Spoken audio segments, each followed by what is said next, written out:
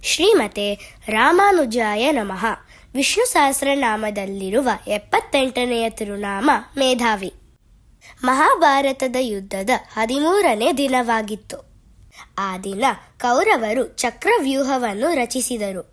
ಅದನ್ನು ಭೇದಿಸಲು ಅರ್ಜುನನ ಧೈರ್ಯಶಾಲಿ ಮಗ ಅಭಿಮನ್ಯು ಒಳಗೆ ಪ್ರವೇಶಿಸಿದನು. ಆದರೆ ಕೌರವರು ಒಟ್ಟಾಗಿ ಅವನ ಮೇಲೆ ದಾಳಿ ಮಾಡಿ ಚಕ್ರವ್ಯೂಹದೊಳಗೆ ಮೋಸದಿಂದ ಅವನನ್ನು ಕೊಂದರು. ಅಭಿಮನ್ಯುವಿನ ಸಾವಿಗೆ ಮುಖ್ಯ ಕಾರಣ ದುರ್ಯೋಧನನ ಭಾವ ಜಯದ್ರಥ. ಯುಧಿಷ್ಠಿರ, ಭೀಮ, ನಕುಲ ಮತ್ತು ಸಹದೇವರು ಅವನ ಹಿಂದೆ ಒಳಗೆ ಹೋಗಲು ಯತ್ನಿಸಿದಾಗ ಜಯದ್ರಥನು ದಾರಿಯನ್ನು ತಡೆದು ಅವರನ್ನು ಒಳಗೆ ಹೋಗಲು ಬಿಡಲಿಲ್ಲ.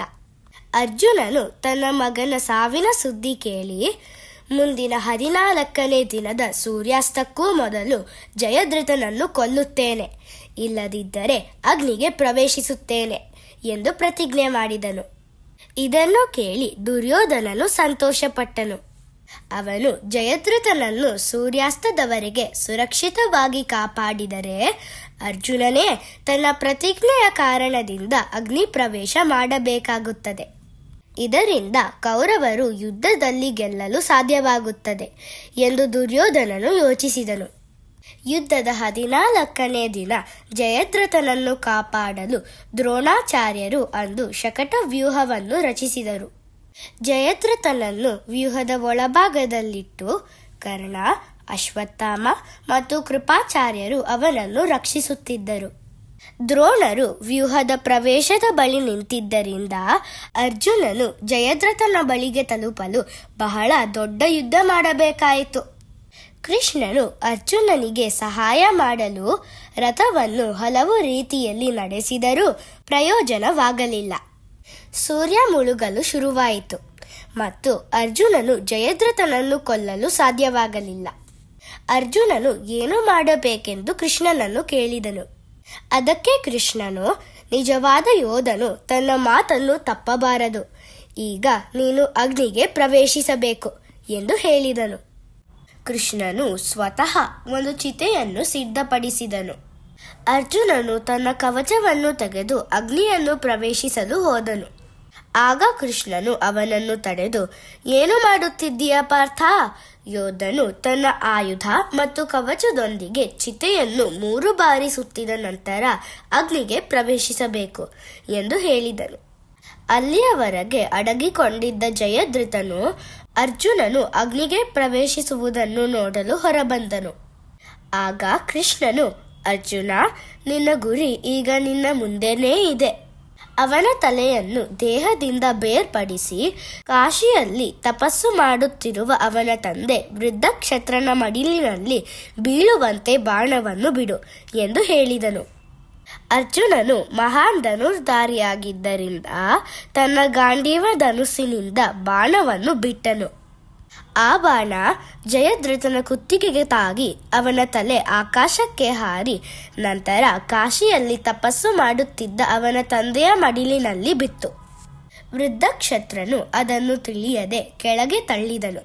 ಅವನ ತಲೆ ನೆಲಕ್ಕೆ ಬಿದ್ದ ತಕ್ಷಣವೇ ನಾಶವಾಯಿತು. ವೃದ್ಧಕ್ಷತ್ರನು ಶಿವನಿಂದ ಒಂದು ವರವನ್ನು ಪಡೆದಿದ್ದನು. ಆ ವರದ ಪ್ರಕಾರ ಯಾರಾದರೂ ತನ್ನ ಮಗನಾದ ಜಯದ್ರಥನ ತಲೆಯನ್ನು ನೆಲಕ್ಕೆ ಬೀಳುವಂತೆ ಮಾಡಿದರೆ ಅವರ ತಲೆ ತಕ್ಷಣವೇ ನಾಶವಾಗುತ್ತಿತ್ತು. ಆದ್ದರಿಂದ ಕೃಷ್ಣನು ಅರ್ಜುನನಿಗೆ ಬಾಣದ ಮೂಲಕ ಜಯದ್ರಥನ ತಲೆಯನ್ನು ಕತ್ತರಿಸಿ ಅದು ಅವನ ತಂದೆಯ ಮಡಿಲಿನಲ್ಲಿ ಬೀಳುವಂತೆ ಮಾಡಿಸಿದನು. ಹೀಗೆ ಅವನು ಪಡೆದ ವರವೇ ಅವನಿಗೆ ವಿರುದ್ಧವಾಗಿ ಕೆಲಸ ಮಾಡಿತು. ದುರ್ಯೋಧನನು ಜಯದ್ರಥನು ಸಾಯುವ ಮೊದಲು ಸೂರ್ಯ ಮುಳುಗಿದ್ದನೆಂದು ಭಾವಿಸಿ ಅರ್ಜುನನು ಅಗ್ನಿಗೆ ಪ್ರವೇಶಿಸಬೇಕು ಎಂದು ಹೇಳಿದನು. ಅದಕ್ಕೆ ಕೃಷ್ಣನು, ಸೂರ್ಯ ಇನ್ನು ಮುಳುಗಿಲ್ಲ ಎಂದು ಹೇಳಿ ತನ್ನ ಬಲಗೈಯನ್ನು ಎತ್ತಿದನು. ಸೂರ್ಯನನ್ನು ಮುಚ್ಚಿದ್ದ ಸುದರ್ಶನ ಚಕ್ರವು ಬಂದು ಅವನ ಬೆರಳಿನ ಮೇಲೆ ನೆಲೆಸಿತು. ದುರ್ಯೋಧನನು ಬೇಸರಗೊಂಡು ಅಶ್ವತ್ಥಾಮನಿಗೆ, ಅರ್ಜುನನನ್ನು ಸೋಲಿಸಲು ನಾನು ಮಾಡಿದ ಯಾವ ಯೋಜನೆಯೂ ಯಶಸ್ವಿ ಆಗಲಿಲ್ಲ. ಅರ್ಜುನನು ತನ್ನ ಪ್ರತಿಜ್ಞೆಯನ್ನು ನೆರವೇರಿಸಲಾರದೆ ಅಗ್ನಿಗೆ ಪ್ರವೇಶಿಸಬೇಕೆಂದು ನಾನು ಜಯದ್ರಥನನ್ನು ಸುರಕ್ಷಿತವಾಗಿ ಕಾಪಾಡಿದೆ. ಅದು ಸಹ ಫಲ ನೀಡಲಿಲ್ಲ. ನಂತರ ಅರ್ಜುನನು ಜಯದ್ರಥನ ತಲೆಯನ್ನು ಕತ್ತರಿಸಿದಾಗ ವೃದ್ಧಕ್ಷತ್ರನಿಗೆ ಇದ್ದ ವರದ ಪ್ರಕಾರ ಅರ್ಜುನನ ತಲೆಯೇ ಚೂರು ಚೂರಾಗುತ್ತದೆ ಎಂದು ನಾನು ಭಾವಿಸಿದ್ದೆ.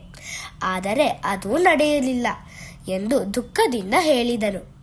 ಅಶ್ವತ್ಥಾಮನು ದುರ್ಯೋಧನನಿಗೆ, ನೀನು ಏನೇ ಮಾಡಿದರೂ ಅರ್ಜುನನೊಂದಿಗೆ ಗೆಲ್ಲಲು ಸಾಧ್ಯವಿಲ್ಲ ಎಂದು ಹೇಳಿದನು. ದುರ್ಯೋಧನನು ಆಶ್ಚರ್ಯದಿಂದ, ಅದು ಹೇಗೆ ಅಸಾಧ್ಯ ಎಂದು ಕೇಳಿದನು. ಅದಕ್ಕೆ ಅಶ್ವತ್ಥಾಮನು, ಅರ್ಜುನನ ಜೊತೆ ಸದಾ ಶ್ರೀಕೃಷ್ಣನಿದ್ದಾನೆ. ಕೃಷ್ಣನು ಈ ಸೃಷ್ಟಿಯ ಪ್ರತಿಯೊಂದು ಜೀವಿಯಲ್ಲೂ ಇದ್ದಾನೆ. ನಾವು ಏನು ಮಾತನಾಡುತ್ತೇವೆ, ಏನು ಯೋಚಿಸುತ್ತೇವೆ ಹಾಗೂ ಏನು ಮಾಡುತ್ತೇವೆ ಎಂಬುದೆಲ್ಲ ಅವನಿಗೆ ತಿಳಿದಿದೆ. ಅವನು ನಿನ್ನೊಳಗೂ ನನ್ನೊಳಗೂ ಹಾಗೂ ಅರ್ಜುನನೊಳಗೂ ಇದ್ದಾನೆ. ಅವನು ಸರ್ವಜ್ಞನು. ಆದ್ದರಿಂದ ನೀನು ಅರ್ಜುನನೊಂದಿಗೆ ಗೆಲ್ಲುವುದು ಅಸಾಧ್ಯ ಎಂದು ಹೇಳಿದನು. ಮೇಧಾವಿ ಎಂದರೆ ಎಲ್ಲವನ್ನೂ ತಿಳಿದಿರುವ ಸರ್ವಜ್ಞನು ಎಂದು ಅರ್ಥ. ನಾವು ಪ್ರತಿದಿನ ಮೇಧಾವಿನೇ ನಮಃ ಎಂದು ಜಪಿಸಿದರೆ ಭಗವಂತನು ನಮಗೆ ಉತ್ತಮ ಜ್ಞಾನ ಮತ್ತು ವಿವೇಕವನ್ನು ಅನುಗ್ರಹಿಸುತ್ತಾನೆ. ಶ್ರೀಮತೆ ರಾಮಾನುಜಾಯ ನಮಃ.